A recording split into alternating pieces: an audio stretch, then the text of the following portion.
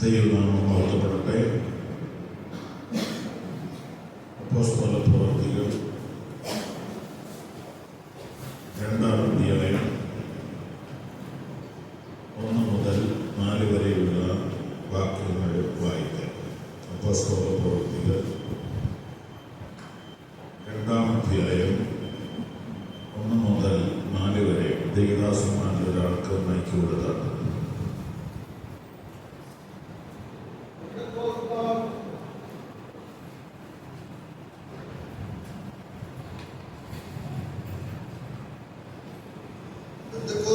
വന്നപ്പോൾ എല്ലാവരും ഒരു സ്ഥലത്ത് ഒന്നിച്ചു കൂടിയിരുന്നു.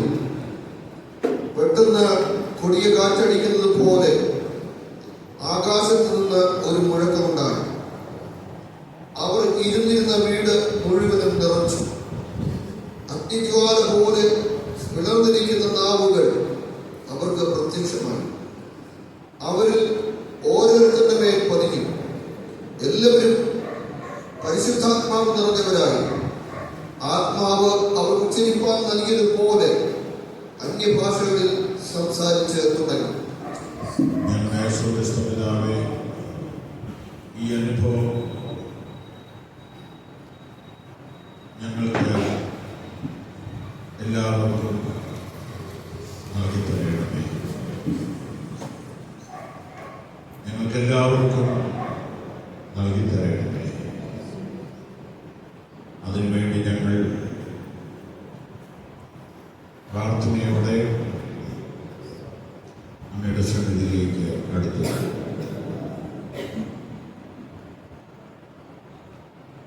ഇവിടെ വന്ന ദേവദാസന്മാർക്ക് വേണ്ടിയും സഹോദരീ സഹോദരന്മാർക്ക് വേണ്ടിയും പ്രാർത്ഥിക്കുന്നു. അവിടുന്ന് ഞങ്ങളോട് മനസ്സറിഞ്ഞ് ആ കൊടിയ കാറ്റിൻ്റെ അനുഭവം, ആ അഗ്നിജ്വാലയുടെ അനുഭവം ഞങ്ങൾക്ക് നൽകി തരുന്നു. യേശു നാമത്തിൽ തന്നെ കൈകളിൽ പുസ്തകം 100 കൊല്ലങ്ങൾക്ക് മുമ്പ്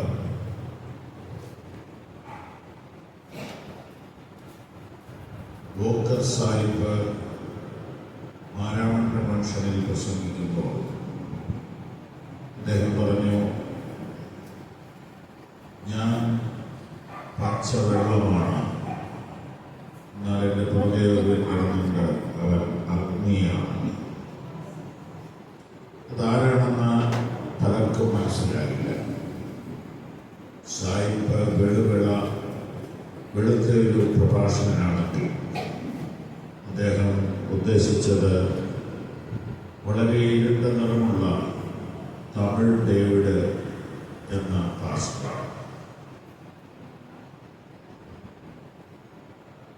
100 കൊല്ലങ്ങൾക്ക് മുമ്പ് 1901 ജാനുവരി 1-ാം തീയതി അമേരിക്കയിലെ ഹ്യൂസ്റ്റണിൽ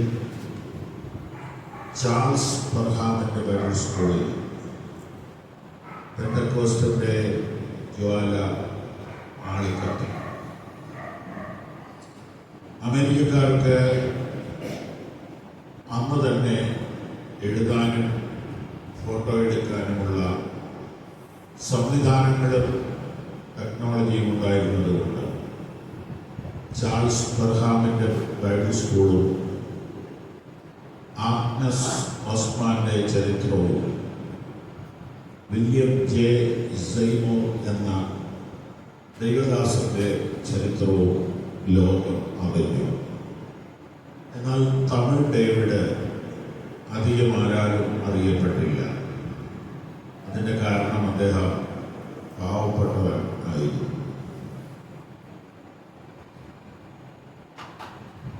ലോസ് ആഞ്ചൽസിൽ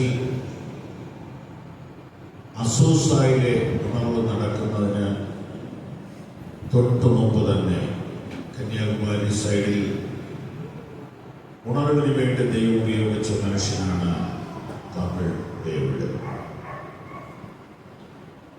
പക്ഷെ പബ്ലിസിറ്റി കൊടുക്കാൻ PR വർക്ക് എന്ന് പറയും. PR വർക്ക് ചെയ്യാനാളില്ലാഞ്ഞതുകൊണ്ട് അദ്ദേഹം അധികം അറിയപ്പെട്ടില്ല. അണയാത്ത അഗ്നിജ്വാല എന്നൊരു പുസ്തകം റവറൻ VP ഫിലിപ്പ് പ്രസിദ്ധീകരിച്ചിട്ടുണ്ട്. ആ പുസ്തകത്തിൽ ഈ കഥകളെല്ലാം വിവരിക്കുന്നുണ്ട്. തമിഴ് ഡേവിഡിന്റെ ഉണർവ് ആളിക്കത്തിയ മണ്ണിലാണ് ഉണ്ണുണ്ണീസാറെന്ന KE എബ്രഹാം പരിശുദ്ധാത്മ സ്നാനത്തിന് വേണ്ടി പ്രാർത്ഥിക്കുവാൻ കടന്നുപോയത്. അങ്ങനെ മലയാളക്കരയിലെ ഉണർവിൻ്റെ ജ്വാല KE എബ്രഹാം ഏറ്റുവാങ്ങി. അദ്ദേഹം അത് ലോകമെമ്പാടും എത്തിക്കുന്നതിൽ ഒരു നല്ല പങ്ക് വഹിച്ചു. ഇന്നേക്ക് 2000 വർഷം മുമ്പ് പെന്തക്കോസ്ത് പെരുന്നാളിൻ്റെ ദിവസത്തിൽ ആദ്യമായി ഈ പരിശുദ്ധാത്മ പകർച്ചയുടെ അനുഭവം ഭൂമിയിൽ ഉണ്ടായി. ആദ്യമായി ഭൂമിയിലുണ്ടായ പരിശുദ്ധാത്മ പകർച്ചയാണ് അപ്പോസ്തല പ്രവൃത്തി 2:1 മുതൽ 4 വരെ. അപ്പോസ്തല പ്രവൃത്തി 2:1 മുതൽ 4 വരെ നടന്ന സംഭവത്തിൽ അതിനു മുമ്പ് ബൈബിളിൽ രേഖപ്പെടുത്തിയിട്ടില്ലാത്ത, അതിനു മുമ്പ് ആത്മീക മണ്ഡലത്തിൽ ആരും അനുഭവിച്ചിട്ടില്ലാത്ത സുപ്രധാനമായ 3 കാര്യങ്ങൾ അവിടെ സംഭവിച്ചു. ഒന്ന്, ഒരു കൊടിയ കാറ്റ് അടിക്കുന്നത് പോലെയുള്ള അനുഭവം. 2, ഒരു അഗ്നി ജ്വാല പോലെയുള്ള അനുഭവം. 3, മനുഷ്യർ അന്ന് വരെ പഠിച്ചിട്ടില്ലാത്ത പുതുഭാഷകളിൽ സംസാരിക്കുന്ന അനുഭവം. ഇത് ചരിത്രത്തിൽ ആദ്യമായി സംഭവിച്ചു.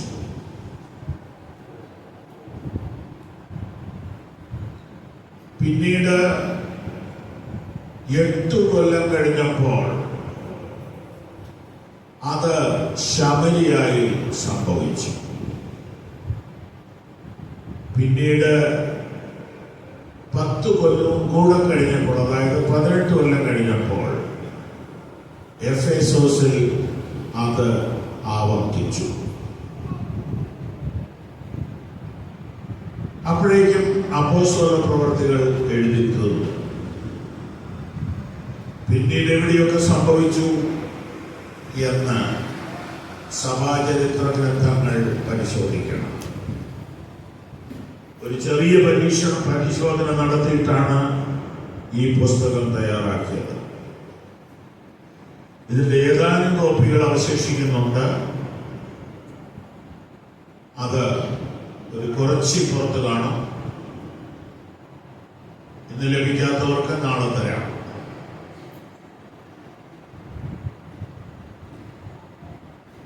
അപ്പോൾ 2000 വർഷം മുമ്പ്, അല്ലെങ്കിൽ ഏകദേശം 2000 വർഷം മുമ്പ്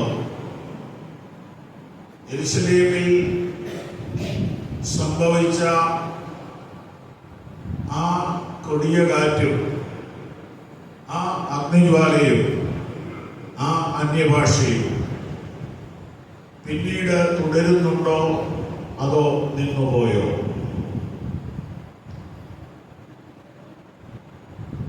അത്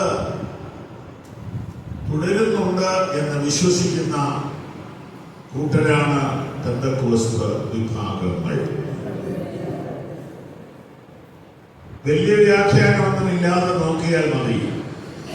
ലോകത്തിലെ ഏറ്റവും വേഗം പടരുന്ന വളരുന്ന ഒരു ആത്മീക സമൂഹം പെന്തക്കോസ്ത് സമൂഹമാണ്. ലോകത്തിലെ ഏറ്റവും വലിയ ക്രിസ്തീയ കൂട്ടായ്മ കൊറിയയിലുള്ള അസംബ്ലീസ് ഓഫ് ഗോഡ് ചർച്ചിന്റെ കൂട്ടായ്മയാണ്. കൊറിയയിലെ ചർച്ചിന്റെ വിജയത്തിന്റെ രഹസ്യം പരിശുദ്ധാത്മ നിറവിന്റെ ശുശ്രൂഷയാണ്, മറ്റൊന്നും അല്ല. കൊറിയയിലെ സിയോൾ എന്ന പട്ടണത്തിൽ നിങ്ങൾ ചെന്ന് വെളുപ്പിനെ 4 മണി മുതൽ ആളുകൾ അദ്ദേഹത്തിന്റെ ചർച്ചിലേക്ക് ഓടുന്നത് കാണാം. അവർ വ്യായാമത്തിൽ വിശ്വസിച്ചിരുന്നത് കൊണ്ട് ആ ഒരു വാക്കിംഗ്, ആ ഒരു ഓട്ടം നടത്തം അവരുടെ ശരീരത്തിന് നല്ലതാണെന്ന് അവർ വിശ്വസിച്ചിരുന്നു. അങ്ങനെ പ്രഭാതത്തിൽ എഴുന്നേറ്റ് ഒരു വലിയ കൂട്ടം ചർച്ചിലേക്ക് ഓടുന്നു. ഒരാളെ തടഞ്ഞു നിർത്തി ചോദിക്കണം, എന്തിനാണ് പോണത്, എവിടേക്കാണ് പോണത്? അപ്പോൾ അവരെല്ലാവരും പറയും, ഞങ്ങൾ പോൾ യോങ്ങിച്ചവരുടെ ചർച്ചിലേക്ക് പോവുകയാണ്. അവിടെ ആളുകൾക്ക് പ്രാർത്ഥിക്കാൻ പ്രത്യേക സൗകര്യങ്ങൾ അദ്ദേഹം ഒരുക്കിയിട്ടുണ്ട്. യെരുശലേമിൽ പോകാൻ ആഗ്രഹിക്കുന്ന ആളുകൾ കൊറിയയിൽ പോകാൻ ആഗ്രഹിച്ചിരുന്നെങ്കിൽ നല്ലതായിരുന്നു. അവിടെ പോയവർ പറയുന്നത്, ആ പ്രാർത്ഥനാ മുറികളിലേക്ക് കയറിയാൽ നാം അറിയത്തില്ല മണിക്കൂറുകൾ കടന്നു പോകുന്നത്. ഇവിടെയാണെങ്കിൽ അരമണിക്കൂർ പ്രാർത്ഥിക്കുമ്പോഴേക്കും നമ്മൾ ക്ഷീണിച്ചു പോകും.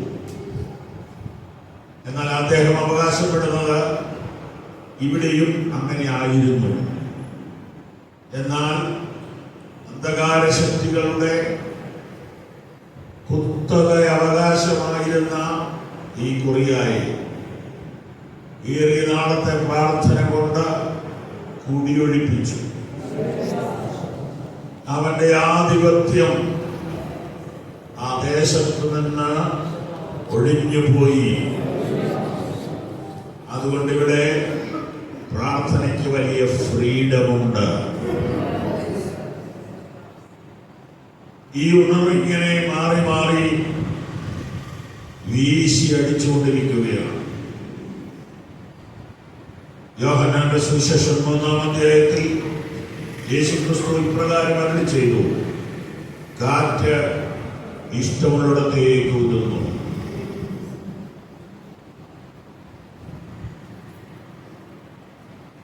യോഹന്നാൻ സുവിശേഷം 3-ാം അധ്യായത്തിൽ കാറ്റ് എന്ന് പറഞ്ഞെങ്കിൽ അപ്പോസ്തലപ്രവൃത്തി 2-ൽ കൊടിയ കാറ്റ് എന്ന് പറയുന്നു. ഒന്നും വെറുതെ വന്നതല്ല. കാറ്റ് എന്ന് പറയുന്നത് ആത്മാവിന്റെ ആദ്യ സ്പർശനത്തെ സൂചിപ്പിക്കുന്നു. കൊടിയ കാറ്റ് എന്ന് പറയുന്നത് ആത്മനിറവിനെ സൂചിപ്പിക്കുന്നു.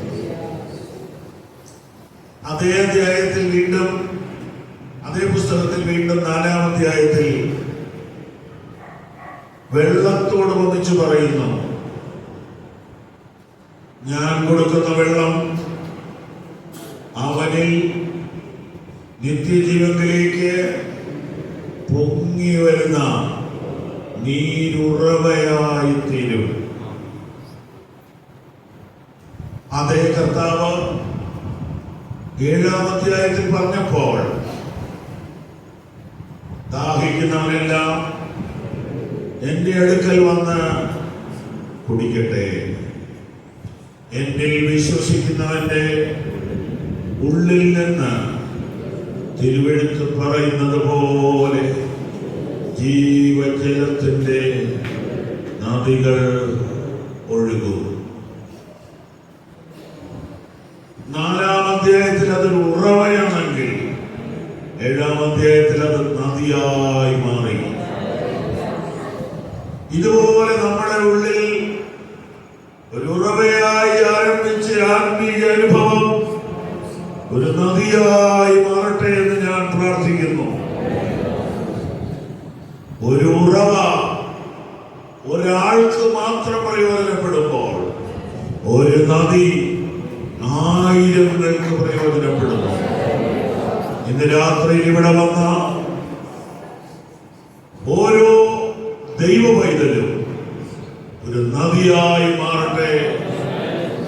അവരുടെ ഉള്ളിൽ നിന്ന് നദികൾ ഒഴുകട്ടെ എന്ന് ഞാൻ പ്രാർത്ഥിക്കുന്നു.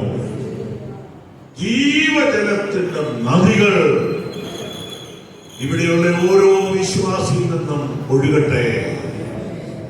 പിരാക്കും ശാപവും കയ്പും പകയുമല്ലേ ഒഴുകുന്നത്? ശോധന ചെയ്യുക. അസൂയയും പകയും പിണക്കവും പിരാക്കും ശാപവും ഒഴുകുന്നത് അവസാനിക്കണം.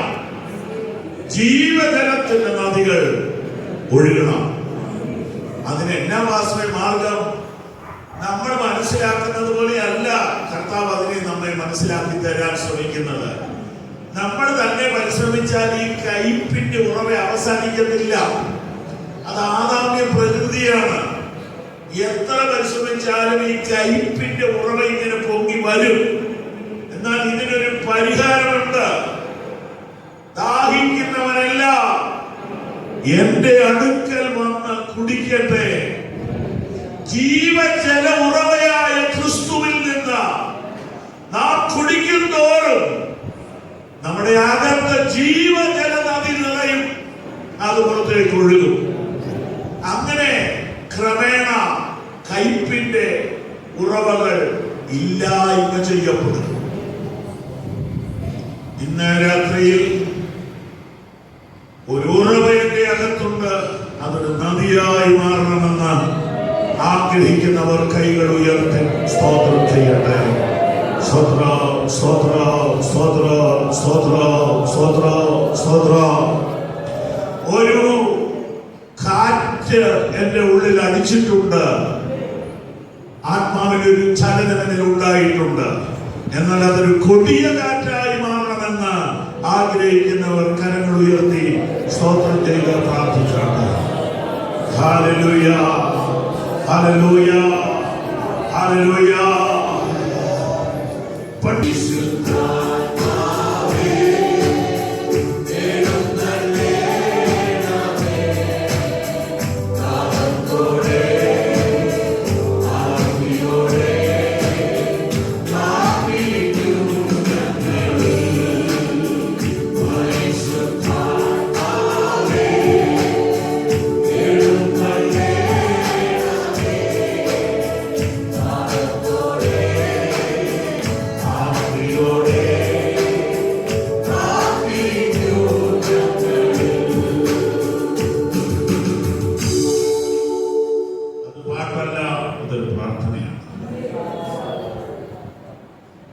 ഒരു വഴിയില്ല.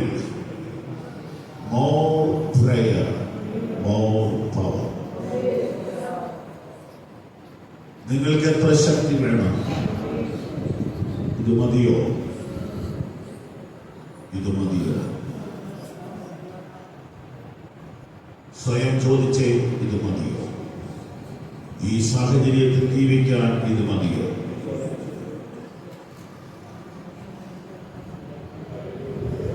ഈ കാലഘട്ടത്തിൽ യേശുവിന്റെ സാക്ഷിയാകാൻ ഇത് മതിയോ? വിശുദ്ധ ജീവിതം നയിക്കാൻ ഇത് മതിയോ? ജയജീവിതം നയിക്കാൻ ഇത് മതിയോ? ആത്മീയമായി ഫലം കായ്ക്കാൻ ഇത് മതിയോ?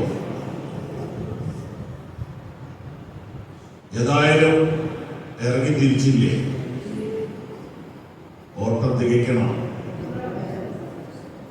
ആദിമ സ്നേഹം കുറഞ്ഞുപോയോ? ആദിമ ഉത്സാഹം കുറഞ്ഞുപോയോ? ഒരു മടങ്ങി വരവ് കൊതിക്കുന്നുണ്ടോ? ഉണ്ടെങ്കിൽ ദൈവം റെഡിയാണ്. പരിശുദ്ധാത്മാവ് തയ്യാറാണ്. ആ കാറ്റ് ഒന്നും കൂടെ നമ്മുടെ മധ്യത്തിലേക്ക് അയക്കാൻ കർത്താവിന് ആഗ്രഹമുണ്ട്. ഇതൊന്നും മനുഷ്യർക്ക് കൃത്രിമമായിട്ട് ഉണ്ടാക്കാവുന്നതല്ല. അങ്ങനെ ഉണ്ടാക്കിയാൽ അത് കൂടുതൽ ദോഷം ചെയ്യും. എല്ലാ മടുപ്പും മാറാൻ, എല്ലാ തണുപ്പും മാറാൻ, എല്ലാ സ്നേഹക്കുറവും മാറാൻ, എല്ലാ പിന്മാറ്റവും മാറാൻ, പ്രാർത്ഥനയുടെ കുറവ് പരിഹരിക്കാൻ, വചനത്തോടുള്ള സ്നേഹം വർദ്ധിക്കാൻ, ക്രിസ്തീയ ജീവിതത്തിന് ശക്തി പകരാൻ മറ്റൊരു വഴിയുമില്ല. പരിശുദ്ധാത്മാവിന്റെ ശക്തിയാണ് നമുക്ക് ആവശ്യം. വചന പഠനം മാത്രം പോരാ, പരിശുദ്ധാത്മാവിന്റെ ശക്തീകരണം നമുക്ക് ആവശ്യമാണ്.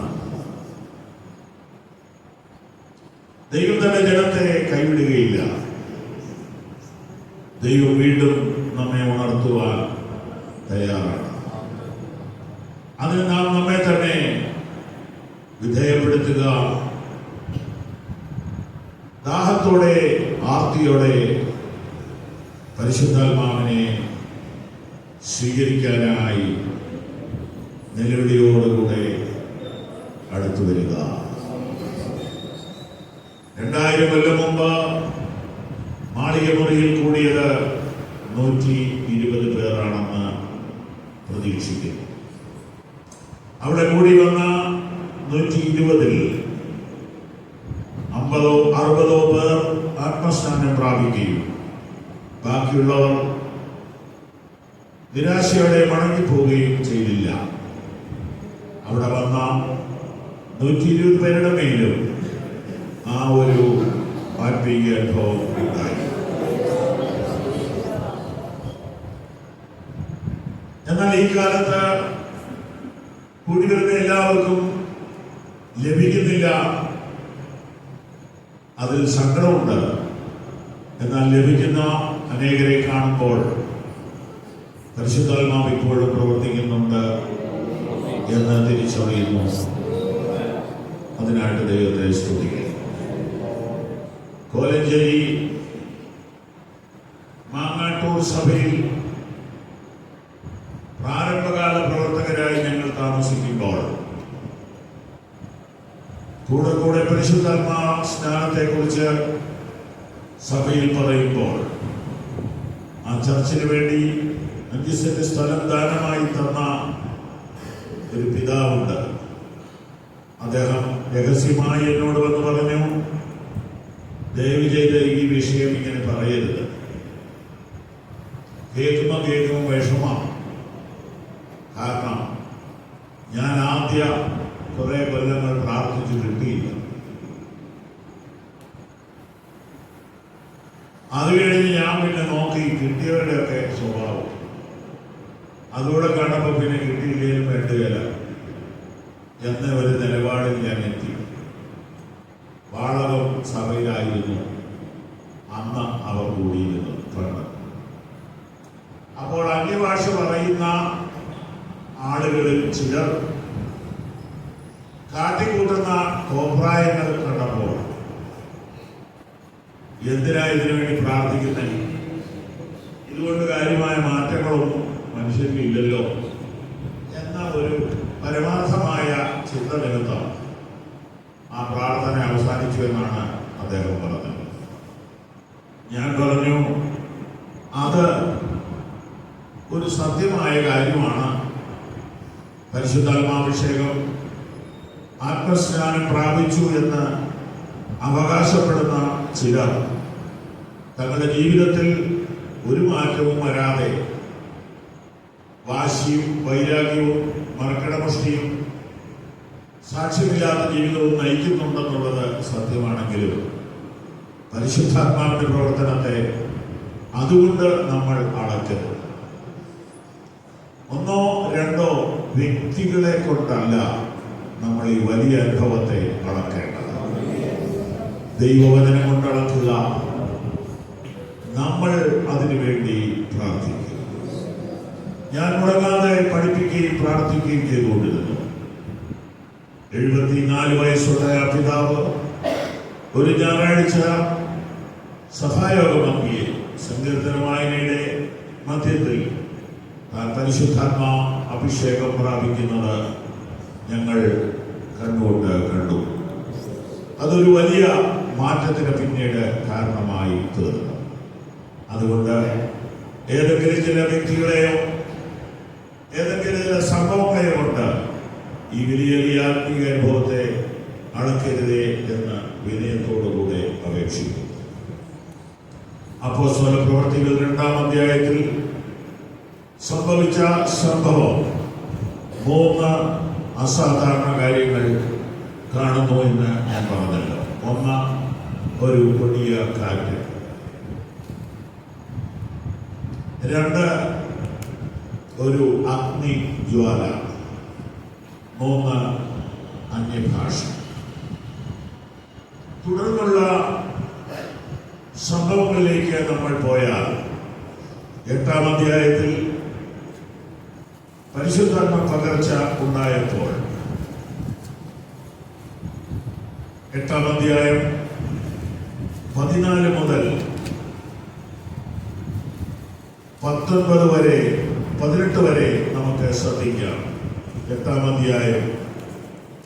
അനന്തരം യെരുശലേമിലുള്ള അപ്പോസ്തലന്മാർ ശമര്യർ ദൈവവചനം കൈക്കൊണ്ടു എന്ന് കേട്ട് പത്രോസിനെയും യോഹന്നാനെയും അവരുടെ അടുക്കൽ അയച്ചു. ഈ ഭാഗം ഒരു താക്കോൽ ഭാഗമായി താക്കോൽ വേർഡായി എടുക്കാം.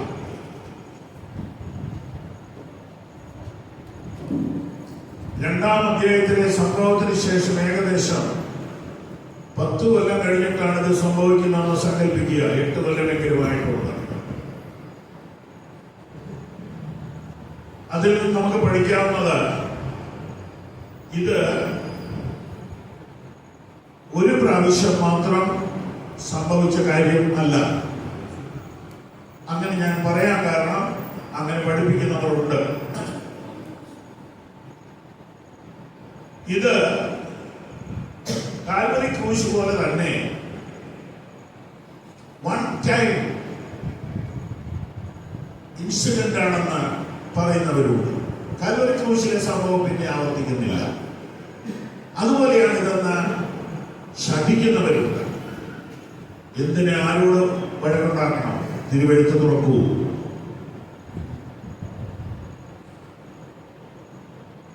ശമരിയിലെ ഉണർവിനെ കുറിച്ച് നമുക്കൊന്ന് നോക്കാം.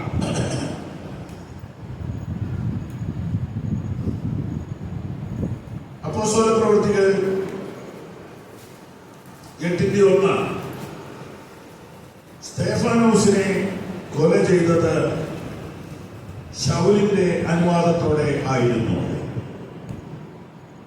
വ്യക്തമായ വചനം. ഓക്കെ.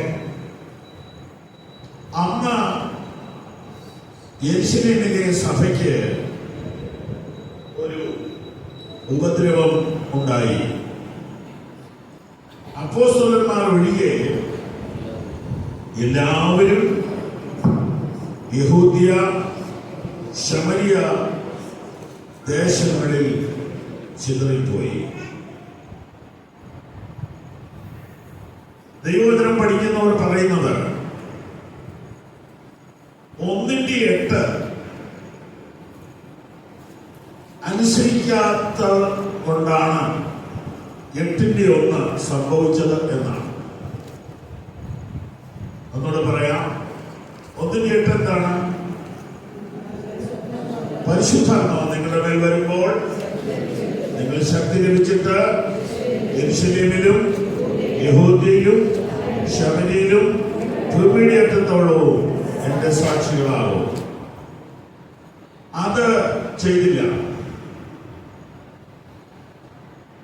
4 മിനിറ്റിനുള്ളിൽ കൂടിയിരുന്ന് പാട്ടുപാടി സന്തോഷിച്ച് ഇവർ മുമ്പോട്ട് പോയി. ലോക സുവിശേഷീകരണം എന്ന മഹാദൗത്യം സഭ മറന്നപ്പോൾ സഭയ്ക്കൊരു വേദന ദൈവം അനുവദിച്ചു.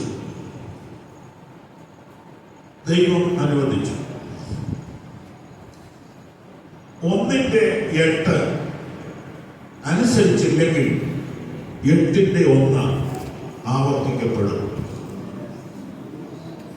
ഇന്ത്യൻ സഭ കേരള സഭയാണ് ഇന്ത്യൻ സഭയെ നയിക്കുന്നത്.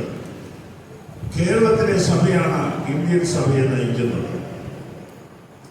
ഇന്ത്യ മുഴുവൻ മിഷണറിമാരെ അയച്ചത് കേരളത്തിൽ നിന്നാണ്. ജമ്മു കാശ്മീർ മുതൽ ഇങ്ങോട്ട് മലയാളി മിഷണറിമാരുടെ സ്പർശനം ഉണ്ട്.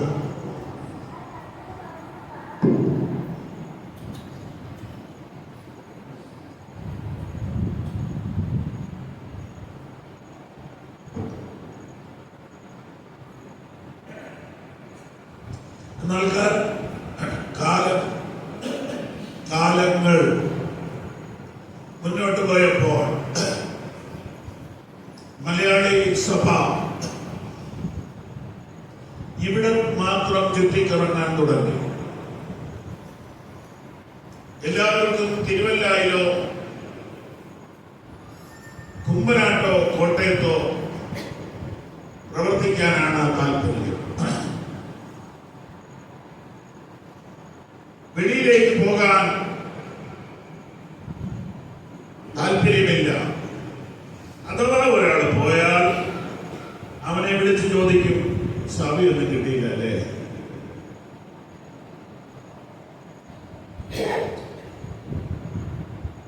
പാലക്കാട് ഭാഗത്തേക്കോ മലബാർ ഭാഗത്തേക്കോ ഒരാൾ പോയാൽ അവനോട് ചോദിക്കുന്നത് കുമ്പനാട്ടൊന്നും കിട്ടിയിട്ടല്ലേ?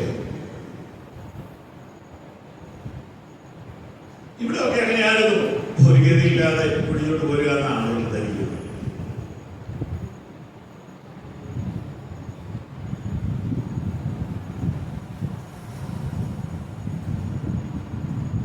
പക്ഷെ ദൈവം അതിനെ കലക്കും. ബാബയിലിനെ തകർത്തതുപോലെ സകല കലഹങ്ങൾ പോലും അതിൽ നിന്നാണ് ഞാൻ വിശ്വസിക്കുന്നത്. ബാബയിൽ അടിയാവുണ്ടായിരുന്നു. ബാബയിൽ വളർന്നുകൊണ്ടിരിക്കുമ്പോൾ സിമെന്റ് എടുക്കാൻ പറഞ്ഞപ്പോ തൂമ്പ എടുത്തോട്ട് വന്നാൽ അടിയല്ലാതെ പിന്നെ എന്നാ? മേസ്ത്രിമാർക്ക് പെട്ടെന്ന് ദേഷ്യം വരും.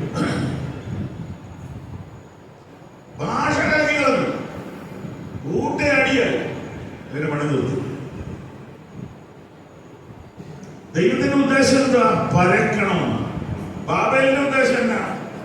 പരക്കരുത്. ആദ്യത്തെ ഫ്ലാറ്റ് ഉണ്ടാക്കിയത് അവരാ, സിമെന്റ് ഉണ്ടാക്കിയത് അവരാ, ഇഷ്ടിക ഉണ്ടാക്കിയത് അവരാ, കോൺക്രീറ്റ് കണ്ടുപിടിച്ചത് അവരാ, പശമണ്ണ് ഉണ്ടാക്കി എന്നാണ് എഴുതിയിട്ടുള്ളത്. അസാധാരണ ആർക്കിടെക്റ്റ് ആയിരുന്നു അവര്. ഒന്നിനു മുകളിൽ ഒന്നായിട്ട് അടുക്കടുക്കായിട്ട് ഫ്ലാറ്റുകൾ എറണാകുളത്തുണ്ട്, 24 നില വരെ. ഇതിന്റെ തുടക്കം ബാബേലാണ്. അവർ പറഞ്ഞത് 2 ലക്ഷ്യം നമുക്കുണ്ട്. 1, നമുക്ക് ചിതറിപ്പോകണ്ട. 2, നമുക്കൊരു പേരുണ്ടാകും. ഇത് തന്നെ ചർച്ചകളുടെ പ്ലാന്. നമുക്കൊരു പേരുണ്ടാക്കാം. നമുക്കെല്ലാവർക്കും അളിയനും പെണ്ണുക്കും മച്ചാനും ഒരുമിച്ച് ചേർത്തിരിക്കാം. ഇടയ്ക്കിടയ്ക്ക് പപ്സും ചായയൊക്കെ കുടിക്കാം, മുട്ടായി വിതരണം ചെയ്യാം. പിന്നെ ആണ്ടവസാനത്തിന് കപ്പയിറച്ചി ഉണ്ടാക്കാം. ഇങ്ങനെ പല പല ഗുണങ്ങളാണ് ഒരുമിച്ച് നിന്നാൽ. ചെതറിപ്പോയാലോ എന്നാ പ്രയോജനം?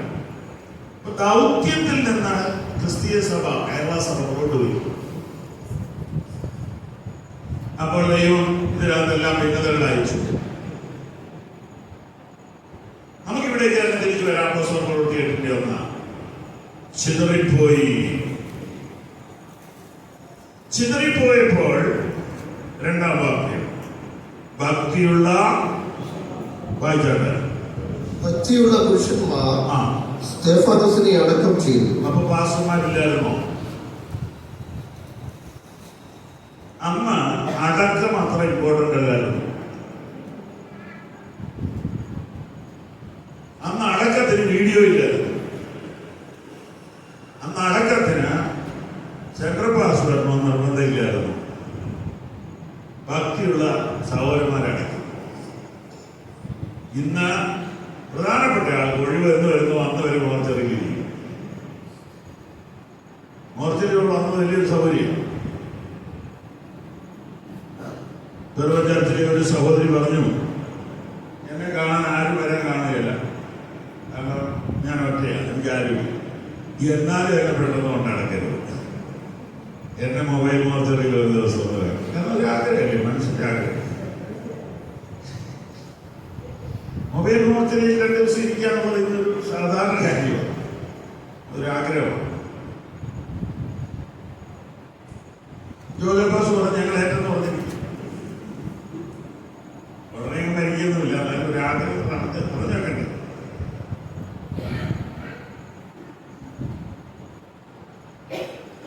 ഇത്രയും പറഞ്ഞുകൊണ്ട് നമ്മൾ പറയാം, ഒരു പ്രാവശ്യം പുതുപ്പള്ളിയിൽ നിന്നൊരു ഫോൺ കോൾ, ഞങ്ങളുടെ അമ്മയെ അടക്കാനെന്ന് പറഞ്ഞു. നമ്മൾ എനിക്ക് മനസ്സിലായില്ല. ഞങ്ങൾ അമേരിക്കയിൽ ചിക്കാഗോയിൽ വെച്ച് പ്രശ്നം കണ്ടത്. ഓർമ്മയില്ല, ഓർമ്മയാണെന്ന് പറയാതെ നിർത്തിയില്ല. ഞങ്ങളെല്ലാവരും അമേരിക്ക. അപ്പൊ ഞങ്ങളെല്ലാവരും വരും. പാസ്പോർട്ട് ചെയ്യാൻ എന്തിനകത്ത് ദൈവിക്കാൻ കാര്യമില്ല, നമുക്ക് ബന്ധം പരിചയമൊന്നും ഇല്ലല്ലോ. അല്ല, ഇവിടെ TC-നാക്കിന് ഈ കൊല്ലം പാസ്പോർട്ടല്ലേ പ്രസംഗിച്ചത് എന്ന് പറഞ്ഞാൽ ആ കൊല്ലത്തെ വേൾഡ് മലയാളി പെന്തക്കോസ്റ്റ് കോൺഫറൻസ് പ്രസംഗിച്ച ആളെ കൊണ്ടടക്കിയിട്ടുണ്ട്. ഞാനുടനെ പറഞ്ഞു, ഞാൻ ആ ദിവസം ചില തിരക്കിലാണെന്ന്, എനിക്ക് വരാൻ പറ്റില്ല. അത് കുഴപ്പമില്ല, എന്നാ വരാൻ പറ്റുന്നെന്ന് പറഞ്ഞാൽ ഇനി എങ്ങനെ പറയാം, ഇങ്ങനെ നമ്മൾ പറയാം. എന്നാ പ്രാവശ്യം പോകുന്ന അന്ന് വരെ മോർച്ച ദിവസം അങ്ങനെ ഒരു ഡേറ്റ് കൊടുത്തു. ഇനി ഒരിക്കലും കൊടുക്കുക എന്നൊന്നില്ല, കാരണം വയറ് നിറയെ കിട്ടി. ഞാൻ അവിടെ ചെല്ലുമ്പോൾ അവരെ നോട്ടി വലിയ പോസ് വരെ എടുത്തിരിക്കുകയാണ്, നടക്കുന്ന ആളെ പേര് വെച്ച്. ഇത് എനിക്ക് ഫംഗ്ഷനാക്കി മാറ്റി. അങ്ങനെ എൻ്റെ പ്രധാനപ്പെട്ട സമയം വരുന്നു. അതിന് തൊട്ട് മുമ്പ് ഒരു കുമളിക്കാരനൊരു പാസ്പോർട്ട് സമയം കൊടുത്തു. അദ്ദേഹം എഴുന്നേറ്റിട്ട് ന്യായമായ ഒരു കാര്യം പറഞ്ഞ കാര്യം ഇതാണ്, ഈ വീട്ടിൽ ആദ്യമായിട്ട് സുവിശേഷമായിട്ട് വന്നത് ഞാനാണ്, കുമളിയിലെ അപ്പച്ചൻ. അന്ന് ഇവിടുത്തെ അപ്പച്ചൻ എന്നെ ഓടിച്ചു വിട്ടു. അമ്മച്ചി പുറകെ വന്നിട്ട് പറഞ്ഞു, അപ്പച്ചൻ അങ്ങനെ പറഞ്ഞാലും പാസിക്കും ഭരണം കിട്ടുമെന്ന്. അങ്ങനെ മുടങ്ങാതെ ചെന്നു. അപ്പോൾ അപ്പച്ചൻ പറഞ്ഞു, ഇവർക്ക് ഇഷ്ടമാണ് നിങ്ങളുടെ പ്രാർത്ഥന, അതുകൊണ്ടൊരു കാര്യം ചെയ്തു, ഈ തൊഴുത്ത് ഇപ്പൊ വെറുതെ കിടക്കുക, അങ്ങാരിയില്ല, അത് ഞാൻ വൃത്തിയാക്കി തരാം. എവളും പിന്നെ ഇവർക്ക് താല്പര്യമുള്ളവരും ഒക്കെ വരുമെങ്കിൽ പ്രാർത്ഥിച്ചോളാം. അങ്ങനെ ഇവിടെ വെച്ച് 2 വർഷം കണ്ട് ഈ അച്ചായൻ ബൈബിൾ ക്ലാസ് കൊടുത്തു. അപ്പച്ചന് ഇഷ്ടമില്ലെങ്കിലും പരിക്കാത്തിരുന്ന് കേൾക്കുന്നുണ്ടായിരുന്നു. അങ്ങനെ തൊഴുത്തിൽ നിന്ന് ആരംഭിച്ച് ചർച്ച പണിയാനുള്ള സ്ഥലവും സൗകര്യവും ഒക്കെ കൊടുത്തത് പിന്നീട് ഈ വീട്ടുകാരാണ്. അപ്പൊ ഈ കുമളിയിലെ അപ്പച്ചൻ പറയുക, അന്ന് ഈ PC-നാക്കും ഇല്ലായിരുന്നു, അന്ന് ഈ വലിയ വെമ്പന്മാരൊന്നും ഇവിടെ ഇല്ലായിരുന്നു. ഇപ്പൊ എനിക്ക് 10 മിനിറ്റും എങ്ങാണ്ട് തോന്നവർക്ക് സമയം. ഞാൻ അവിടെ ഇരുന്ന് കർത്താവിനോട് ചോദിച്ചു, കർത്താവ് ഇത് കേൾക്കേണ്ട കാര്യം എന്തിനു നീ വന്നെന്ത് കേട്ടോളാം, നിനക്ക് കിട്ടിയാലേ മനസ്സിലാവുള്ളൂ, അല്ല എങ്ങനെ മനസ്സിലാവും? വിധിച്ചവർക്ക് ഇതൊരു വിഷയമാണ്.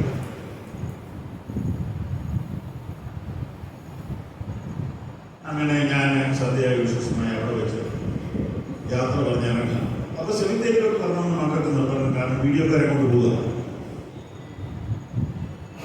ഞാൻ പറഞ്ഞിരിക്കും നേരെ കൊണ്ട് പോവുക, ഇത് തന്നെ മതിയല്ലോ. അപ്പോൾ ഒരു വലിയ കവറുമായിട്ട് വരും. ഞാൻ പറഞ്ഞു, ഞാൻ പറഞ്ഞ വീട്ടിൽ നിന്ന് കവർ മേടിക്കുകയാണ്, നിങ്ങളുടെ ദുഃഖത്തിൽ പങ്കുചേരാനാണ് ഞാൻ. അങ്ങനെ ഞാൻ പോകുന്നു. അത് കഴിയുമ്പോൾ അവിടുത്തെ പാർസൽ വിളിച്ചു കവർ വന്ന് വിട്ടോളാം. ഞാൻ പറഞ്ഞത് തിരിച്ചു കൊടുത്തു വിട്ടേ.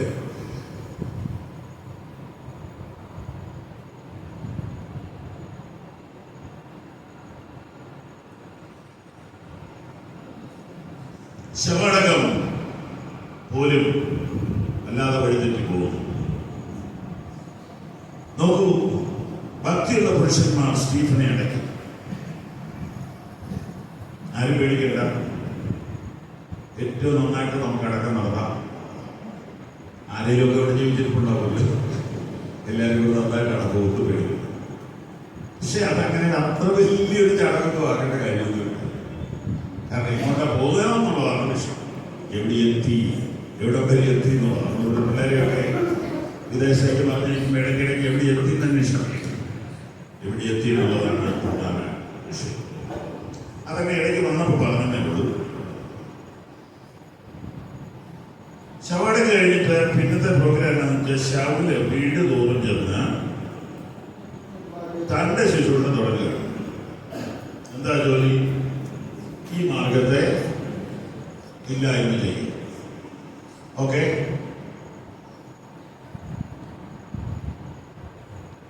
അവിടെ ഇങ്ങനെയാണ് വായിക്കുന്ന, സഭയെ മുടിച്ച് പോന്നു.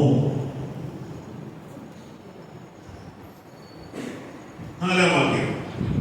ചിതറിപ്പോയവർ വചനം സുവിശേഷിച്ചുകൊണ്ട് അവിടെ സഞ്ചരിച്ചു. അതാണ് ശ്രദ്ധിക്കേണ്ട കാര്യം. ഇതിനേക്കാൾ പ്രധാനമായിരുന്നു വചനം പറയുക. ചിതറിപ്പോയ ആളുകൾ വചനം പറഞ്ഞുകൊണ്ട് ഇങ്ങനെ പോയി. ഫിലിപ്പിയായി ഉണർവാരംഭിക്കുന്നു. വാക്യം 5. ഫിലിപ്പോസ് ശമരിയ പട്ടണത്തിൽ ചെന്ന് അവരോട് ക്രിസ്തുവിനെ പ്രസംഗിച്ചു. ഫിലിപ്പോസ് ചെയ്ത അടയാളങ്ങളെ പുരുഷാരങ്ങൾ കേൾക്കുകയും കാണുകയും ചെയ്യുക. അവൻ പറയുന്നത് ഏക മനസ്സോടെ ശ്രദ്ധിച്ചുകൊണ്ടിരുന്നു. അശുദ്ധാത്മാക്കൾ ബാധിച്ച പലരിൽ നിന്നും അവ ഉറക്കെ നിലവിളിച്ചുകൊണ്ട് പുറപ്പെട്ടു. അനേകം പക്ഷപാതക്കാരും മുടന്തരും സൗഖ്യം പ്രാപിച്ചു. അങ്ങനെ ആ പട്ടണത്തിൽ വളരെ സന്തോഷമുണ്ടായി. അപ്പോൾ പീഡനത്തിന്റെ ഇടയിലും സഭ വളർന്നു. അവിടെ പ്രവർത്തിച്ച ആളുടെ പേര് എന്താണ്? ഫിലിപ്പോസ്. ഇദ്ദേഹത്തെ പറ്റി നമുക്ക്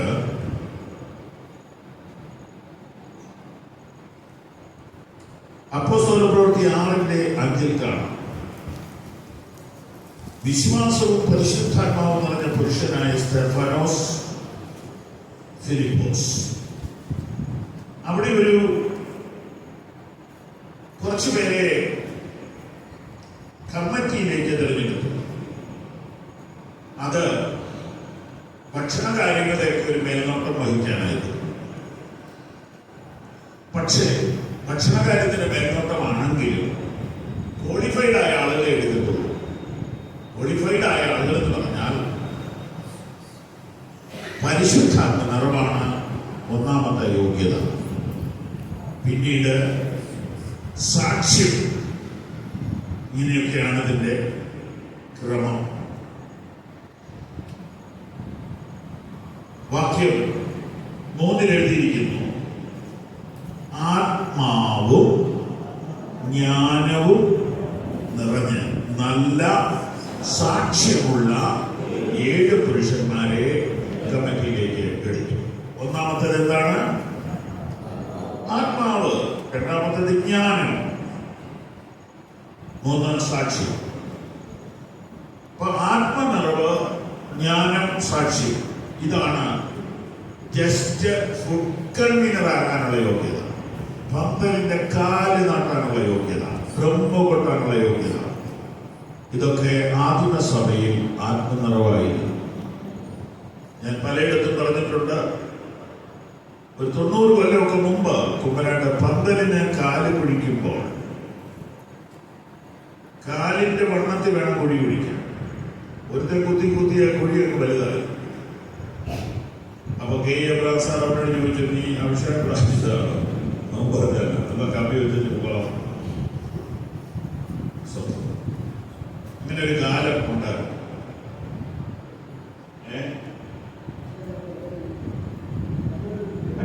എന്തെങ്കിലും പിടിച്ചു പഠിച്ചിട്ടുണ്ട്. പാസ്റ്റർ കെ എം ജോസഫാണ് എന്നോട് ആ കടുകയ്ക്ക് ഇവിടെ വാദ സഭയിൽ ഞാൻ റണ്ണൗട്ട്, എനിക്ക് റണ്ണൗട്ടൊന്നും വലിയ ഇഷ്ടം. ഞാനിങ്ങനെ ഉരുട്ടി നല്ല മുമ്പിച്ച് താളമൊക്കെ എടുത്തോണ്ടിരിക്കുമ്പോൾ കെ എം ജോസഫ് അച്ചായൻ പെട്ടെന്ന് പാട്ട് നിർത്തിച്ചു ചോദിച്ചു, അഭിഷേകം പ്രാപിച്ചു ഒരുത്തനും ഇല്ല ഇവിടെ റണ്ണൗട്ടാണ്. അപ്പോൾ എൻ്റെ തട്ടി പറഞ്ഞിട്ട് പോകുകയില്ല. ഇന്നും ആ വിഷമം മാറിയിട്ടില്ല. പിന്നീട് 10-20 കൊല്ലം അദ്ദേഹത്തിലൂടെ താമസിച്ചിട്ടുണ്ടോ. അഭിഷേകത്തിന്റെ പ്രാധാന്യത അന്ന് എനിക്കറിയില്ല, എനിക്ക് മനസ്സിലായി. അങ്ങനെ വന്നു. ഇന്നിപ്പോ എന്നാ ചെയ്യാൻ, ഏതെല്ലാം ടൈപ്പ് സാധനങ്ങളായിപ്പോ പാട്ട് പാടാനൊക്കെ വരുന്നത്. ഒന്നും പറയാൻ പറ്റില്ല. തലയിലൊക്കെ വീണിട്ട് കെട്ടിയ പിള്ളേരും അങ്ങനെ പല ടൈപ്പുണ്ട്. അതല്ല ഇപ്പൊ പറഞ്ഞ നമ്മുടെ വിഷയത്തിൽ നിന്നാണ്. അങ്ങനെ ഫിലിപ്പോസ് ഒരു പാസ്റ്ററായിരുന്നു എന്ന് തോന്നുന്നില്ല. അദ്ദേഹത്തിന് ആത്മനിറവുണ്ടായി. അദ്ദേഹം പോയെടുത്ത് ആത്മാക്കൾ വിടുവിക്കപ്പെട്ടു. നോക്കൂ, ആ പട്ടണത്തിൽ അശുദ്ധാത്മാക്കൾ ബാധിച്ച് പലരിൽ നിന്നും ഉറക്കം വിളിച്ചുകൊണ്ട് പുറപ്പെട്ടു. നമ്മുടെ വിഷയത്തിലേക്ക് വരാം. ഫിലിപ്പോസ് നിമിത്തം ശമരിയിൽ ഉണർവുണ്ടായി. വലിയ വീര്യപ്രവൃത്തികൾ നടന്നു. അശുദ്ധാത്മാക്കൾ വിട്ടുപോയി. പെന്തക്കോസ്തിന്റെ ചലനങ്ങൾ ശമരിയെ കീഴടക്കി.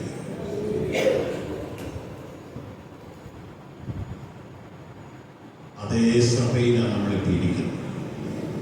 ഒരു മാറ്റവും. The same church. സഭയെ സ്നേഹിക്കുന്നവർ ചോദിക്കണം, ഇവിടെ ആ പണ്ടത്തെ അത്ഭുതങ്ങൾ, ഇവിടെ ആ പണ്ടത്തെ പരിശുദ്ധാത്മ ശക്തി, ഇവിടെ വീര്യപ്രവർത്തികൾ. ഇത് നമുക്ക് മടക്കി കൊണ്ടുവരണം. ഇതിലേക്ക് നമ്മുടെ സഭകൾ മടങ്ങി വരണം. അപ്പോൾ ദേശം നമ്മെ തിരിച്ചറിയും. പെട്ടെന്ന് എന്ത് സംഭവിച്ചു? അപ്പോസ്തല പ്രവൃത്തി 8:9. എന്നാൽ ശീമോൻ എന്ന പേരുള്ള ഒരു പുരുഷൻ ആ പട്ടണത്തിൽ ആഭിചാരം ചെയ്തു. താൻ മഹാൻ എന്ന് പറഞ്ഞ് ശമരിയ ജാതിയെ ഭ്രമിപ്പിച്ചു പോന്നു. ഇവൻ മഹതി എന്ന ദൈവശക്തിയാകുന്നു എന്ന് പറഞ്ഞ് ആപാലവൃദ്ധം എല്ലാവരും അവനെ ശ്രദ്ധിച്ചു വന്നു. കണ്ടോ, ശിമോൻ എന്ന് പറയുന്ന ഒരു മനുഷ്യൻ ആളുകളെ തെറ്റിദ്ധരിപ്പിച്ചിരിക്കുകയാണ്. എന്തോ പറഞ്ഞിട്ടാണ്? എനിക്കൊരു സ്ത്രീ ശക്തിയുണ്ട്. ഉണ്ട്, ഇല്ലാതെ ജനങ്ങൾ സമ്മതിക്കും. അപ്പോൾ ഒരു പഞ്ചായത്തിനെ അല്ലെങ്കിൽ ഒരു വില്ലേജിനെ മുഴുവനും ഇവൻ മുൾമുനെ നിർത്തി. അവനിൽ ഒരു സ്ത്രീ ശക്തിയെ ആവഹിച്ചിരിക്കുന്നു. മന്ത്രവാദിയാണ് അവൻ. ആഭിചാരമാണ് അവന്റെ തൊഴില്. ഒരു വില്ലേജിനെ മുഴുവൻ അവൻ കീഴടക്കി. അങ്ങനെ ഒരു പവറുണ്ട്. പവറില്ല, ലക്ഷ്യത്തിക്കും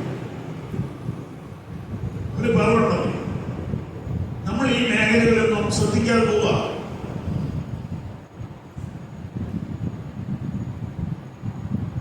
ഏതെങ്കിലും ഒരു പവറില്ലാതെ മനുഷ്യൻ കൂടത്തില്ല. അത് കൊല്ലത്താണെങ്കിലും എരുമേലിയിലാണെങ്കിലും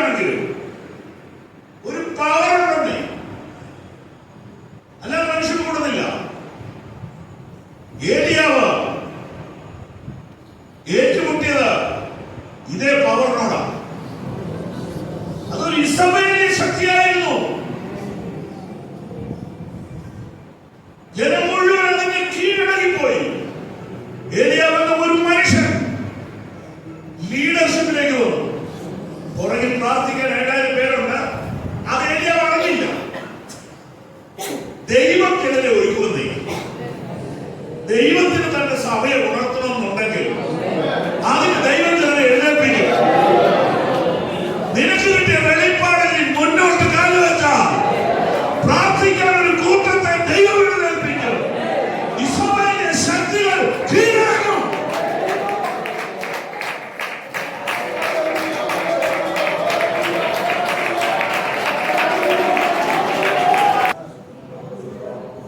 ഏലിയാവ് മനപ്രയാസം വന്നപ്പോ ഞാൻ ഒറ്റയ്ക്ക് വന്നെന്ന് പറഞ്ഞെങ്കിലും ദൈവാത്മാവ് പറഞ്ഞു, നീ ഒറ്റയ്ക്കൊന്നുമല്ല. നീ അറിയാതെ നിനക്ക് വേണ്ടി ഇടിവിൽ നിൽക്കുന്ന ബാലിന് മുട്ടുകിടക്കാത്ത പ്രാർത്ഥിക്കുന്ന ഒരു കൂട്ടത്തെ ദൈവമേ ശേഷിപ്പിച്ചിട്ടുണ്ട്. എത്ര പേര് വിശ്വസിക്കുന്നു?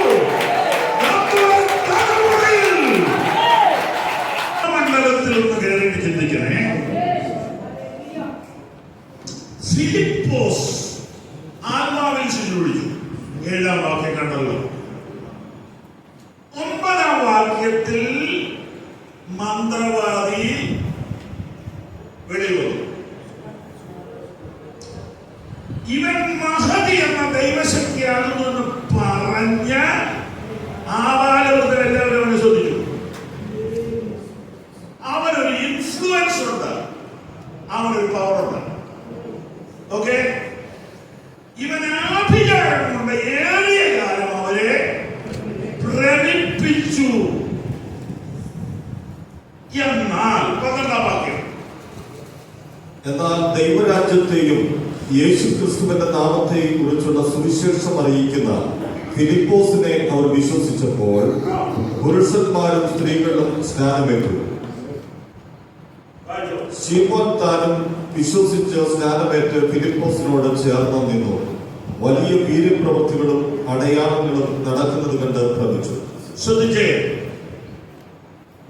ശീമോൻ സ്നാനപ്പെട്ടു. അതിന്റെ 1-ാം ഭാഗം മനസ്സിലാക്കണം. ഫിലിപ്പോസിന്റെ ശുശ്രൂഷയുടെ മുൻപിൽ ശീമോന്റെ ശുശ്രൂഷ അല്ലെങ്കിൽ ശീമോന്റെ അഭ്യാസം ഫലിക്കാതെ വന്നു. ദേശത്തെ മന്ത്രവാദികൾ കീഴടങ്ങും. ആഭിചാര ശക്തികൾ ശക്തത താഴ്ത്തി പോകും. പ്രാർത്ഥിക്കുന്ന ദൈവസഭയുടെ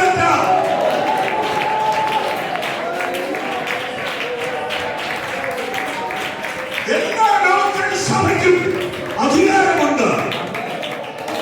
പ്രാർത്ഥിക്കുന്ന ഒരു മിഷണറി എഴുന്നേറ്റാൽ, പ്രാർത്ഥിക്കുന്ന ഒരു വനിതയുണ്ടായാൽ, പ്രാർത്ഥിക്കുന്ന ഒരു സഭയുണ്ടായാൽ ദേശത്തെ ആഭിചാര പ്രവർത്തികൾ പൂർണ്ണമായി നിലനിൽക്കും. നോക്കൂ, അവൻ സ്ഥാനപ്പെട്ടു, പക്ഷെ ഗുണപ്പെടില്ല. സ്ഥാനപ്പെട്ടു, ശരിക്കും മനസ്സിലാപ്പെട്ടില്ല. അവൻ എന്തിനാ സ്ഥാനപ്പെട്ടെന്ന് ചോദിച്ചാൽ, അവന്റെ കയ്യിലിരിക്കുന്ന സാധനം ഇനി ഈ നാട്ടിൽ ഓടത്തില്ല. ഇനി ഈ നാട്ടിൽ ഓടത്തില്ല. മനുഷ്യരെ കബളിപ്പിക്കാൻ ഇനിയും എന്റെ ആഭിചാരം കൊണ്ട് നടക്കത്തില്ല. എന്നാ പിന്നെ എവന്റെ ആഭിചാരം എനിക്കൊന്ന് നോക്കിയാലോ നോക്കി വന്നാ. ഈ മഞ്ഞപ്പിത്തക്കാരനെല്ലാം മഞ്ഞായിട്ട് കാണുന്നൊരു പദ്യമുണ്ടല്ലോ. അതുപോലെ ഫിലിപ്പോസിന് വേറെ മന്ത്രവാദമാണെന്നാണ് ശീമോൻ വിചാരിച്ചത്.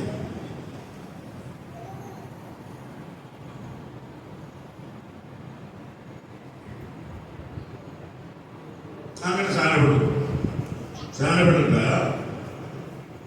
വലിയ വീര്യപ്പെടുത്തുന്ന അടയാളങ്ങൾ നടക്കുന്നത് കണ്ട് ഭ്രമിച്ചു. അന്തമിടലിക്കുക. ഇതിനിടയിൽ ഫിലിപ്പോസിനൊരു ജ്ഞാനം ദൈവം കൊടുത്തു. ഇവിടെ നടക്കുന്ന റിവൈവലിനെ കുറിച്ച് കേന്ദ്രത്തിലൊന്ന് അറിയിക്കണം.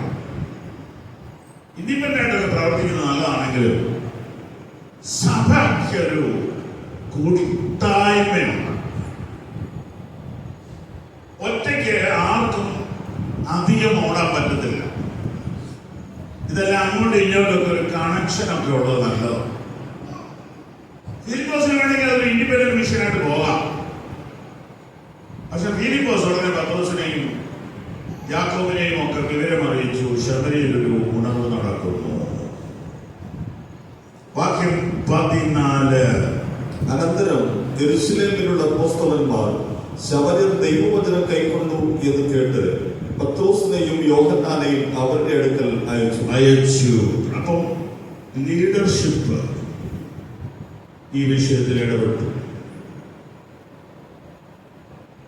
അവർ ചെന്ന് അവർക്ക് പരിശുദ്ധാത്മാവ് ലഭിക്കേണ്ടതിന് അവർക്കായി പ്രാർത്ഥിച്ചു. അതുവരെ ഒന്ന് ധ്യാനിച്ച്, ഒരു സഭയിൽ ആളുകൾ പരിശുദ്ധാത്മാവിനെ പ്രാപിക്കണമെങ്കിൽ അതിന് ദൈവദാസന്മാരെ വരുത്തി പ്രാർത്ഥിപ്പിക്കാൻ പ്രമാണമുണ്ടോ? ഉണ്ട്. ആ പ്രമാണമായി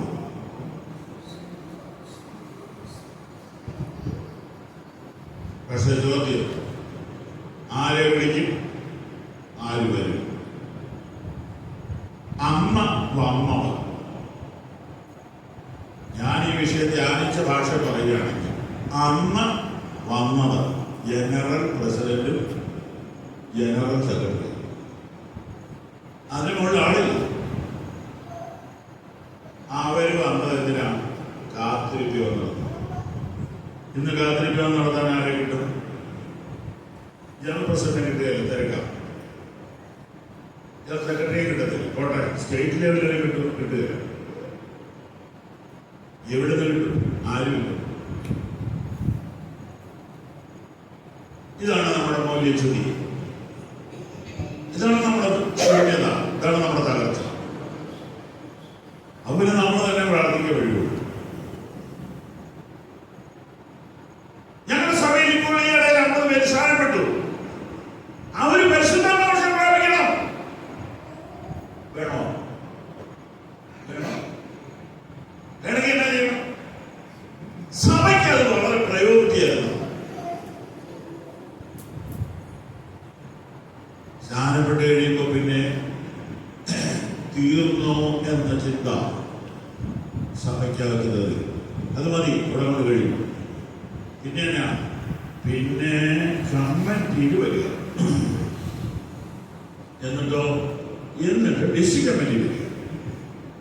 അത് കഴിഞ്ഞിട്ടോ പറ്റുമെങ്കിൽ സ്റ്റേറ്റിൽ കയറുക. അത് കഴിഞ്ഞാൽ പിന്നെ പിന്നാട്ടത്തിൽ പൊക്കോളുമല്ലോ. പിന്നെ ഒന്നും അധികം വേണ്ടല്ലോ. അപ്പൊ മാസത്തെ ഈ പറയുന്ന ഭരണത്തിനാണ് വേണ്ടി അതിന് നിയോഗമുള്ളവർ അത് ചെയ്തു കൊടുക്കും.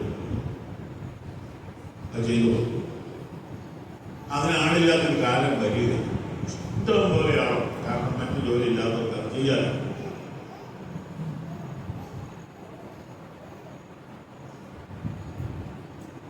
ഫിലിപ്പോസ് സഭയ്ക്കൊരു മുൻഗണന വെച്ചു. അതെന്താണെന്ന് ചോദിച്ചാൽ, സ്നാനപ്പെട്ടവരെല്ലാം പരിശുദ്ധാത്മാവിനെ പ്രാപിക്കണം. വാസ്തവത്തിൽ അത് അങ്ങനെ ചെയ്തില്ലായിരുന്നെങ്കിൽ, നിങ്ങൾ എൻ്റെ കൂടെ വരുന്നുണ്ടെങ്കിൽ തുടർന്ന് എന്ത് സംഭവിക്കുമായിരുന്നു എന്ന് ചിന്തിച്ച്. ശീമോച്ചൻ ഈ സഭയെ തകർത്ത് കളഞ്ഞു. ഗുണപ്പെടാത്തവൻ സ്നാനപ്പെട്ട് വന്നിരിക്കുക. ഇവനാരാണെന്ന് വെളിപ്പെട്ടത് പത്രോസ് വന്നു. പത്രോസിനെ വരുത്തിയില്ലായിരുന്നെങ്കിലോ ഇവൻ ക്രമേണ ചർച്ചിന്റെ എക്സിക്യൂട്ടീവിലാവും. ഇവനായിരിക്കും ഇവന്റെ കാര്യങ്ങൾ തീരുമാനിക്കുന്നത്. അവൻ ആത്മീക കാര്യങ്ങളെ ഒതുക്കിക്കളയും. അവൻ ഇതിനകത്തുനിന്ന് കച്ചവടവും ലാഭവും ഉണ്ടാക്കും. അവന്റെ ലക്ഷ്യം പണമാണ്. അവൻ പത്രോസിനോട് ചോദിക്കുന്ന ചോദ്യമാണ് പിന്നീട് നമ്മൾ കാണുന്നത്. നമുക്കതൊക്കെ വായിച്ചു തീർക്കാം. വായിച്ചു 15, 16, 17. അവർ ചെന്ന് അവർക്ക് പരിശുദ്ധാത്മാവ് ലഭിക്കേണ്ടതിന് അവർക്കായി പ്രാർത്ഥിച്ചു. അന്ന് വരെ അവരിൽ ആരുടെ മേലും ആത്മാവ് വന്നിരുന്നില്ല. അവർ കർത്താവായി യേശുവിന്റെ നാമത്തിൽ സ്നാനമേറ്റിരുന്നതേ ഉള്ളൂ. അപ്പോൾ മാനസാന്തരപ്പെട്ടവരും സ്നാനപ്പെട്ടവരുമായ ശമരിയിലെ വിശ്വാസികൾ പരിശുദ്ധാത്മാവിനെ പ്രാപിക്കാൻ ഒരു പ്രാർത്ഥന വെച്ചു. ഞാൻ ഇവിടെ വന്ന മുഴുവൻ ദൈവമക്കളോട് പറയുന്നു, നമ്മുടെ കുഞ്ഞുങ്ങൾ, നമ്മുടെ യൗവനക്കാർ, പുതുതായിട്ട് വരുന്ന പ്രിയപ്പെട്ടവർ പരിശുദ്ധാത്മ ശക്തി പ്രാപിക്കുവാൻ നാം മുൻകൈയെടുക്കണം. അങ്ങനെ മുൻകൈയെടുത്തില്ലെങ്കിൽ സഭ ആത്മീയമായി അധപ്പതിച്ചു പോകും. ഇതൊരു പെന്തക്കോസ്ത് സഭയായി വളരണമെങ്കിൽ ആത്മനിറവിന് പ്രാധാന്യം കൊടുക്കണം. അടുത്ത വാക്യം. അപ്പോസ്തലന്മാർ കൈവച്ചതിനാൽ പരിശുദ്ധാത്മാവ് ലഭിച്ചത് ശിമോൻ കണ്ടാൽ. അപ്പോസ്തലന്മാർ കൈവച്ചപ്പോൾ പരിശുദ്ധാത്മാവ് ലഭിച്ചത് ശിമോൻ കണ്ടു. ഞാൻ ഇങ്ങനെ വ്യാഖ്യാനിച്ചോട്ടെ, ആ കാത്തിരുപയോഗത്തിൽ ശിമോൻ കണ്ണു തോർന്നു നിൽക്കുകയായിരുന്നു. അവൻ പരിശുദ്ധാത്മാവിനെ പ്രാപിക്കാനുള്ള തയ്യാറല്ല, അവൻ ഉടായിപ്പാണ്. അതുകൊണ്ട് ഇതിനകത്ത് എന്തെങ്കിലും കള്ളത്തരം കണ്ടുപിടിക്കാൻ അവൻ നോക്കുകയാണ്. അവനിതിന്റെ രഹസ്യങ്ങൾ അറിയണം. അവൻ മന്ത്രവാദിയല്ലേ? മന്ത്രവാദി എന്ന് പറഞ്ഞാൽ അപാര ബുദ്ധിമാണ്. അവൻ ഇതിനകത്ത് എന്തെങ്കിലും ക്ലൂ കിട്ടുമെന്നറിയാൻ നോക്കുക. അവന് മനസ്സിലായി ഫിലിപ്പോസിനേക്കാളും കൂടിയ പുള്ളിയാണ് പത്രോസ്. അവിടെ പത്രോസിന് ചെറു പൈസ കൊടുക്കുക. പത്രോസിന് പൈസ കൊടുത്തു. വാക്യം 18-19. പരിശുദ്ധാത്മാവ് ലഭിച്ച ശിമോൻ കണ്ടാറെ അവർക്ക് ദ്രവ്യം കൊണ്ടുവന്നു. ഞാൻ ഒരുത്തന്റെ മേൽ കൈവച്ചാൽ അവന് പരിശുദ്ധാത്മാവ് ലഭിക്കാൻ തക്കവണ്ണം ഈ അധികാരം എനിക്കും തരണമെന്ന് പറഞ്ഞു. പത്രോസ് അവനോട്, ഇനിയുള്ളത് വേണ്ടല്ലോ. പത്രോസ് അവനെ ശാസിച്ചു. അവൻ ഒരു പക്ഷേ സഭ വിട്ട് പോയി കാണും, ഇല്ലെങ്കിൽ മാനസാന്തരപ്പെട്ട് ഗുണപ്പെട്ട് വന്നു കാണും. പിന്നെ അവനെ കുറിച്ചൊന്നും നമുക്ക് അറിഞ്ഞുകൂടും.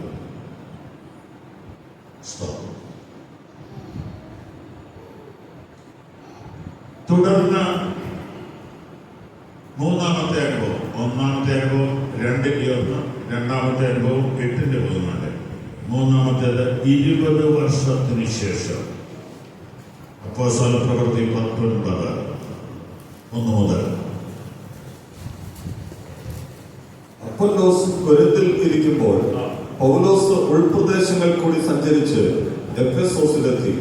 ചില ശിഷ്യന്മാരെ കണ്ട്, നിങ്ങൾ വിശ്വസിച്ചിട്ട് പരിശുദ്ധാത്മാവിനെ പ്രാപിച്ചുവോ എന്ന് അവരോട് ചോദിച്ചതിന് 20 കൊല്ലം കഴിഞ്ഞപ്പോഴും സഭയുടെ ഉപദേശം ഇതാണ്: വിശ്വസിച്ചവരെല്ലാവരും പരിശുദ്ധാത്മാവിനെ പ്രാപിക്കും. അങ്ങനെയാണെങ്കിൽ 2024 ആണ്ടിലും ദൈവസഭയുടെ ഉപദേശം ഇതാണ്: രക്ഷിക്കപ്പെട്ട് സ്നാനപ്പെട്ട് പരിശുദ്ധാത്മാവിനെ പ്രാപിക്കുക. ഉപദേശത്തിനൊരു മാറ്റവുമില്ല. പൗലോസ് ചോദിക്കുന്നു, നിങ്ങൾ പരിശുദ്ധാത്മാവിനെ പ്രാപിച്ചുവോ? സമയം ലാഭിക്കണം. വാക്യം 6. പൗലോസ് അവരുടെ മേൽ കൈവച്ചപ്പോൾ പരിശുദ്ധാത്മാവ് അവരുടെ മേൽ വന്ന് അവർ അന്യഭാഷകളിൽ സംസാരിക്കുകയും പ്രവചിക്കുകയും ചെയ്തു.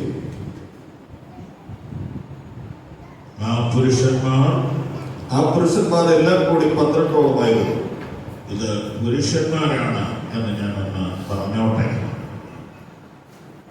പുരുഷന്മാർ ആണ്, യൗവനക്കാരാണ്. ഇത് പുരുഷന്മാർക്ക് ലഭിക്കും. സഹോദരിമാർക്ക് മാത്രമുള്ള ഒരു വിഭ്രാന്തി അല്ലിത്. പരിജ്ഞാനമുള്ള യുവാക്കളും പ്രാപിക്കണം. അതിന് പൗലോസ് എന്ത് ചെയ്തു? പൗലോസ് ഒന്നാമത് ചെയ്തത് അതിനെക്കുറിച്ച് ചോദിച്ചു. സ്വീകരിച്ചു. മൂന്നാമത് അവർക്ക് വേണ്ടി പ്രാർത്ഥിച്ചു. അപ്പോൾ അവർ അന്യഭാഷകളിൽ സംസാരിച്ചു, അവർ പ്രവചിച്ചു. അന്യഭാഷ എന്ന ദിവ്യമായ അനുഭവം പ്രവചനത്തിലേക്കുള്ള എൻട്രിയാണ്. ആത്മനിറവും അന്യഭാഷയും ഉണ്ടെങ്കിൽ പ്രവചനം അതോട് ചേർന്ന് വെളിപ്പെടും. ഇതാണ് പെന്തക്കോസ്ത് അനുഭവത്തിന്റെ കണ്ടിന്യൂവേഷൻ. ഇതെല്ലാം കഴിഞ്ഞ് പിന്നീട് എന്ത് സംഭവിച്ചു? സഭ ഇടയ്ക്കിടയ്ക്ക് ഇങ്ങനെ മന്ദഗതിയിലേക്ക് പോവുകയും പൗരോഹിത്യം, പാരമ്പര്യം, ചടങ്ങ്, ഇങ്ങനെ പള്ളി മതങ്ങളൊക്കെ ഉണ്ടായി. 100 കൊല്ലങ്ങൾക്ക് മുമ്പ് ഒരു ഡിസംബർ 31-ാം തീയതി രാത്രിയിൽ 7 മണി സമയത്ത് ആഗ്നസ് ഓസ്മാൻ എന്ന സഹോദരി ഹ്യൂസ്റ്റൺ പട്ടണത്തിൽ ടോപ്പിക്കോ നഗരത്തിൽ പരിശുദ്ധാത്മാവിന്റെ ശക്തിയാൽ നിറയപ്പെടുന്ന അനുഭവമാണ് ഇന്ന് കാണുന്ന പെന്തക്കോസ്തിന്റെ തുടക്കം.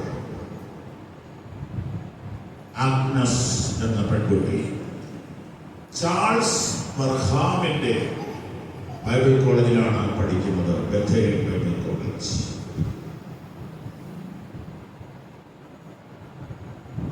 പ്രിൻസിപ്പളായ ചാൾസ് ബർഹാം എന്ന പാസ്റ്റർ കുട്ടികൾക്ക് ഒരു അസൈൻമെന്റ് കൊടുത്തു.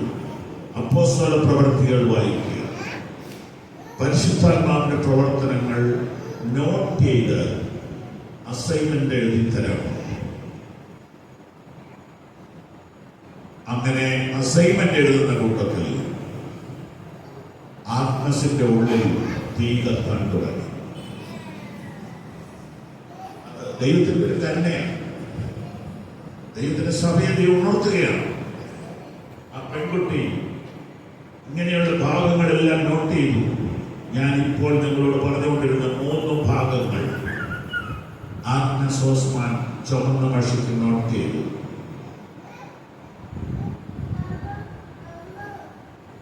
എന്നിട്ട് ചാൾസ് ബർഹാം വന്നപ്പോൾ പറഞ്ഞു, സാർ, അപ്പോസ്തല പ്രവർത്തികൾ 2-ാം അധ്യായത്തിൽ നേതാക്കളും വിശ്വാസികളും കൂടിയിരുന്ന് സ്ഥാനഭേദമന്യേ, പ്രായഭേദമന്യേ ഒരു മനപ്പെട്ട് പ്രാർത്ഥിച്ചപ്പോൾ പരിശുദ്ധാത്മാവ് അവരുടെ മേൽ വന്നു.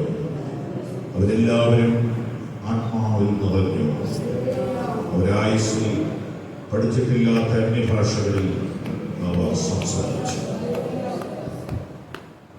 ഇന്നിവിടെ ഇരിക്കുന്ന പകുതി പേരെങ്കിലും അന്യഭാഷയിൽ സംസാരിക്കുന്നവരാണെന്ന് ഞാൻ വിശ്വസിക്കുന്നു. നിങ്ങൾ ലജ്ജിക്കരുത്, നിങ്ങൾ മടിക്കരുത്, നിങ്ങൾ പുറകോട്ട് പോകരുത്. നിങ്ങളതിനെ ഉയർത്തുക, അത് നിങ്ങളെ ഉയർത്തും. പരിശുദ്ധാത്മാവിനെ കുറിച്ച് എന്തിനു ലജ്ജിക്കണം? അന്യഭാഷ എന്നത് ഉപദേശപരമായിട്ട് ദൈവം അനുവദിച്ചാൽ അടുത്ത ക്ലാസ്സിൽ പറയാം. ഇപ്പോൾ പറയുന്നത് സംഭവം, ബൈബിളിലെ സംഭവത്തെ സംഭവമായും ഡോക്ടറിനെ ഡോക്ടറിനായും കാണാം. 2-ാം അധ്യായത്തിലേത് ഒരു സംഭവം, 8-ാം അധ്യായത്തിലേത് അടുത്തൊരു സംഭവം, 19-ാം അധ്യായത്തിലേത് മറ്റൊരു സംഭവം. 10-ാം അധ്യായത്തിലും സംഭവിക്കുന്നുണ്ട്. 3 ഇന്നത് കാണിക്കുക.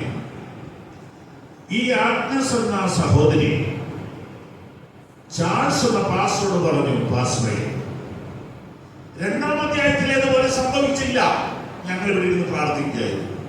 എന്നാൽ 8-ാം അധ്യായത്തിലേത് സംഭവിക്കുമെന്ന് ഞാൻ പ്രതീക്ഷിക്കുന്നു. എത്ര പേർക്ക് മനസ്സിലായി? എന്താ 8-ഉം 2-ഉമായിട്ടുള്ള വ്യത്യാസം? 2-ൽ ആരും കൈവയ്ക്കാനുണ്ടായിരുന്നില്ല, കാരണം ആരും പ്രാപിച്ചിട്ടില്ല.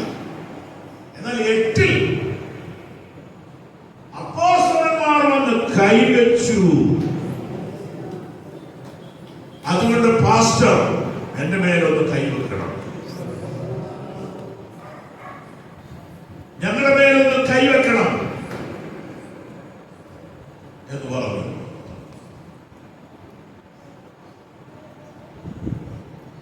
ചാൾസ് പാസ്റ്റർ പറഞ്ഞു കേൾക്കണം, ഞാൻ ഇന്നുവരെ ആൾക്ക് വേണ്ടി കൈവച്ചിട്ടില്ല, എനിക്ക് അങ്ങനെ ഒരു ശുശ്രൂഷ അറിയില്ല. നിങ്ങൾക്ക് കേൾക്കണം, ആ പാവപ്പെട്ട സഹോദരി നിർബന്ധിച്ചു. പാസ്റ്റർ ധൈര്യമായിട്ട് കൈവച്ചു, നിർബന്ധിച്ചു, കൈവച്ചു. ആ സ്ത്രീ ആത്മാവിൽ നടന്നു. 3 ദിവസം അവർ ഇംഗ്ലീഷ് സംസാരിച്ചിട്ടില്ല. അവർക്ക് അന്യഭാഷ മാത്രമേ പറയാൻ സാധിച്ചു. 3 ദിവസം ഭക്ഷണം കഴിക്കുകയോ ലോകത്തിൽ ഒരു കാര്യത്തിൽ ഇടപെടുകയോ ചെയ്യാതെ അന്യഭാഷയിൽ സംസാരിക്കുക. ഇതാണ് പെന്തക്കോസ്തിന്റെ ഈ തലമുറയിലെ തുടക്കം. ഇത് ചാൾസ് സ്പർഹാമിനെ വിശ്വാസം വർദ്ധിച്ചു. കുട്ടികൾക്ക് വേണ്ടി എല്ലാം പ്രാർത്ഥിച്ചു. കുറെ കുട്ടികൾ ആത്മശക്തി പ്രാർത്ഥിച്ചു. കെൻഡക്കിയിൽ ആസ്പറി യൂണിവേഴ്സിറ്റിയിൽ എന്താണ് കഴിഞ്ഞ വർഷം നടന്നത്? ഒരു വ്യാഴാഴ്ച സാധാരണ മീറ്റിംഗ് കഴിഞ്ഞ് എല്ലാവരും പോയി. പാട്ട് പാടിക്കൊണ്ടിരുന്ന പയ്യൻ ഗിറ്റാർ വായിച്ച് പാടിക്കൊണ്ടിരുന്നു. പോയവരിൽ ചിലർ തിരിച്ചു വന്നു. ആ പാട്ടിലൂടെ വലിയ ഉണർവ് വ്യാപിച്ചു. പോയവർ തിരിച്ചു വന്നു, പുതിയ ആളുകൾ തിരിച്ചു വന്നു. 1 മാസക്കാലം ആ തീജ്വാല കത്തി. ഞാൻ പോകണമെന്ന് ആഗ്രഹിച്ചു, പക്ഷെ പോകാൻ പറ്റിയില്ല. ഒത്തിരി മൈലുകൾ, 500 മൈലൊക്കെ യാത്ര ചെയ്ത എനിക്കറിയാവുന്ന ആളുകൾ ഇത് കാണാൻ പോയി. അവർ പറഞ്ഞു അങ്ങോട്ട് കേറാൻ പറ്റിയ ബാസിനെ. ഹലോ, 2022-ലും 2023-ലും നടന്ന കാര്യം ഇപ്പൊ പറയുന്നത്. ഇന്ന് പറഞ്ഞു തുടങ്ങിയത് 2000 കൊല്ലം മുമ്പത്തെ കാര്യമാണെങ്കിൽ ഇപ്പൊ പറയുന്നത് ആസ്പറി യൂണിവേഴ്സിറ്റിയിലെ കാര്യമാണ്. ഒന്ന് കാര്യങ്ങളിൽ ഉയർത്തി ഹല്ലേലൂയ പറഞ്ഞിട്ടുണ്ട്. നിങ്ങൾക്ക് അതിന്റെ വീഡിയോ വേണേ ഇപ്പോഴും യൂട്യൂബിൽ കിട്ടും. ഹോളിനകത്തിന് സ്ഥലമില്ല, കോളേജിനകത്തിന് സ്ഥലമില്ല. മിറ്റത്ത് മരത്തിന്റെ ചോട്ടിൽ മുട്ടുകുത്തി നിന്ന് ആളുകൾ കരയുക. ഒരു ആത്മപരീക്ഷ വന്നാലുണ്ടല്ലോ സ്ഥിതിയാകെ മാറുന്നു. ഉപദേശിമാർക്ക് പ്രാർത്ഥിക്കാനുള്ള വിശ്വാസമില്ല. എന്താ ഉണർവില്ലേ? എല്ലാം പോയത്. അയ്യോ, ഉണർവില്ലെങ്കിൽ ഒന്നുമില്ല. ഒരു പോലെ തെങ്ങിനെ കുത്തിക്കൊണ്ട് നടക്കുക. പട്ടാരായിട്ട് പറഞ്ഞ പോലെ ഞങ്ങൾ വയസ്സിൽ പഠിച്ചപ്പോൾ ഒരു സഹോദരനോട് പറഞ്ഞു, 150 സങ്കീർത്തനത്തിന്റെ ക്ലാസ് കഴിഞ്ഞപ്പോൾ ഞാൻ ഇനി പഠിക്കുന്നു. 150 സങ്കീർത്തനം 3 കൊല്ലം.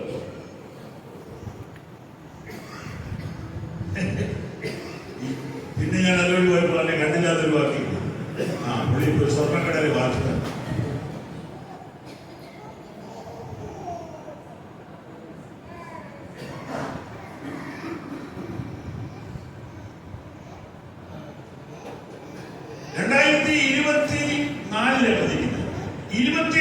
ജനുവരി 1 ഞാൻ കർത്താവിനോട് ഒരു കാര്യം പ്രാർത്ഥിച്ചു. ഈ വർഷം 5000 പേരുടെ തലയിൽ കൈവച്ച് പ്രാർത്ഥിക്കും. കാരണം ഞാൻ ഈ ജാസ്പ്രധാന്റെ കാര്യം വായിച്ചുകൊണ്ടിരിക്കുകയാണ്. നിങ്ങളടുത്തവർ പറഞ്ഞില്ല, ഞാൻ എണ്ണുന്നുണ്ടായിരുന്നു. ഞാൻ ചോദിച്ചതല്ലേ, നടക്കുമെന്ന് അറിയട്ടെ. ഗുജറാത്തിൽ മാത്രം 2300 പേരുടെ തലയിൽ കൈവച്ചു. കണക്കെടുത്തു. ഈ വർഷം വന്നപ്പോ എനിക്ക് മനസ്സിലായി 7000 കടന്നു. Praise the Lord. Praise the Lord. ദൈവദാസന്മാരുടെ ഉള്ളിൽ ഒരു മുശിരി വീഴണം. നീ പ്രാർത്ഥിച്ചാലും സംഭവിക്കും, നീ കൈവച്ചാലും സംഭവിക്കും. ഞങ്ങൾ ബീഹാറിൽ ചെന്നപ്പോൾ വലിയ ഉണർവ് നടന്നുകൊണ്ടിരിക്കുക. അതിനകത്ത് ഒരു പെൺകുട്ടിയുടെ ബോധം മാത്രം വിട്ടുപോണില്ല. ഈ ജോജി പാസ്റ്റർ ടീമും കൂടെ ഒരു രാത്രി മുഴുവൻ ആ പെൺകുട്ടിക്ക് വേണ്ടി പ്രാർത്ഥിച്ചു. അതിന്റെ അശുദ്ധാത്മാവ് വിട്ടുപോയി. ആ കുട്ടിയും കുടുംബവും പിറ്റേ ദിവസം രാവിലെ സാധനം വിട്ടു. ശുശ്രൂഷകരാരും ചെറിയവരല്ല. നീ പ്രാർത്ഥിച്ചാലും സംഭവിക്കും. ഈ ഉഴപ്പൻ മനോഭാവം കളയണം. സംഘടനയുടെ കാര്യങ്ങളൊക്കെ വിട്. അതൊന്നും വലിയ കാര്യമൊന്നും അല്ല. ചേർച്ച് കുരുമുളക് കോട്ടയത്ത് ആലപ്പുഴയ്ക്ക് കൊണ്ടുപോകുമ്പോൾ വള്ളത്തിന്റെ സൈഡിൽ വാഴപ്പിണ്ടി കിട്ടി. കാറ്റടിച്ച് വള്ളം മറിയാതെ. അത്രയേ ഉള്ളൂ സംഘടന. ഇതേലൊന്നും കെട്ടിത്തൂക്കി ജീവിതം കളയണ്ട. നിന്റെ മേൽ ഒരു ആത്മശക്തി വ്യാപരിക്കാൻ കോവിഡ് കാലത്ത് ഒരു സഹോദരി ബാംഗ്ലൂരിൽ വിളിക്കുകയാണ്, എനിക്ക് പാസ്റ്റർ എന്ന് കാണും. ഞാൻ പറഞ്ഞു കാണാൻ നോക്കുകയാണ്. അവർ പിന്നെ നിർബന്ധിച്ചു, എന്റെ കൊച്ചിനെ കൊണ്ടൊന്ന് വരാനാ പ്രാർത്ഥിക്കണം. ഞാൻ പറഞ്ഞു കോവിഡ് കാലഘട്ടം. കോവിഡ് അല്പം കുറഞ്ഞപ്പോൾ അവർ നാട്ടിലെത്തി. അവരുടെ വീട് വരുമ്പോൾ ഞാൻ നാളെ അത് വരുമെന്ന് പറഞ്ഞു. പണ്ടൊക്കെ ആരെയും വരിക എന്ന് പറഞ്ഞാൽ വന്നോളാൻ പറയും. കോവിഡ് ആയിട്ട് നമ്മൾ വരണ്ടെന്നാ പറയും. എന്തിനു പറയാനാ? ആ സഹോദരി ഒരു ഓട്ടോറിക്ഷ പിടിച്ചു. അതിന്റെ നടക്കാൻ പ്രാപ്തിയില്ലാത്ത, സംസാരിക്കാത്ത, പുറത്തൊരു വലിയ കൂനുമായിട്ട് വളഞ്ഞു വീണ്ട ഒരു കൊച്ചിനെയും കൊണ്ട് ഓട്ടോറിക്ഷയിൽ ആ സ്ത്രീ വീട്ടിൽ വന്നു. അവര് കണ്ട ഒരു ദർശനം പറയുകയാണ്, പാസ്റ്റർ ഈ കുട്ടി വെള്ളം കുടിക്കുക. ഇത് ഒരു വിധത്തിലൊക്കെ ഇങ്ങനെ കൊണ്ടു നടക്കുക. പാസ്റ്റർ ഒരു ഗ്ലാസ് വെള്ളം പ്രാർത്ഥിച്ച് ഈ കൊച്ചിന് കൊടുക്കുന്നു. ആ കൊച്ചത് മുഴുവൻ കുടിക്കുന്നു. ഞാൻ ഇങ്ങനെ ദർശനം കണ്ടു.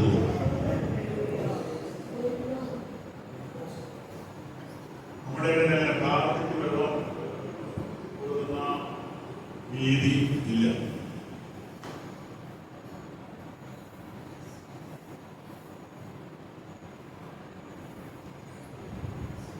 വീഡിയോ എടുക്കുന്നില്ലാത്തതുകൊണ്ട്, മറ്റാരും കാണാത്തതുകൊണ്ട് ഈ സഹോദരിയുടെ വിശ്വാസത്തെ മാനിച്ചു. ഞാൻ ഗ്രേസിയോട് പറഞ്ഞു, ഒരു ഗ്ലാസ് വെള്ളം എടുക്കാം. വെള്ളം എടുത്തോളൂ. കാനായിലെ കല്യാണ വീട്ടിലെ പച്ചവെള്ളത്തിലോട്ട് യേശു നോക്കിയപ്പോൾ ആ വെള്ളത്തിന്റെ നിറമാണ്, രുചിമാണ്, ഗുണമാണ്. കർത്താവേ, അതേപോലെ ഈ വെള്ളത്തെ ഒന്ന് നോക്കണം. ഈ വെള്ളം ഒരു മരുന്നായി മാറണം. ഈ വെള്ളം ഒരു വിടുതലായി മാറണം. സുവിശേഷം പറഞ്ഞ് മനസ്സിലാക്കാൻ കഴിയാത്ത കുഞ്ഞിന്റെ അകത്ത് ഈ വെള്ളം പ്രവർത്തിക്കും. ഞാൻ പ്രാർത്ഥിച്ച അമ്മയുടെ കയ്യിലോട്ട് അമ്മ ആ ഒരു ഗ്ലാസ് വെള്ളം കൊടുത്തത് കൊച്ചത് മുഴുവൻ. നിങ്ങൾ മനസ്സിലാക്കണം, എനിക്ക് 8 കൊല്ലമായ കുട്ടി ആദ്യമായിട്ട് കുടിക്കുക വെള്ളം. സഹോദരിയുടെ വിശ്വാസം എന്റെ വിശ്വാസമല്ല, ചാൾസ് ഫർഹാമിന്റെ വിശ്വാസമല്ല, ആഗ്നസിന്റെ വിശ്വാസം. ഇവിടെ ആരും കൂടിയവരുമില്ല, കുറഞ്ഞവരുമില്ല. ഇന്ന് രാത്രി നിന്റെ മേൽ ഒരാത്മപ്രവർത്തിയായിട്ടില്ല.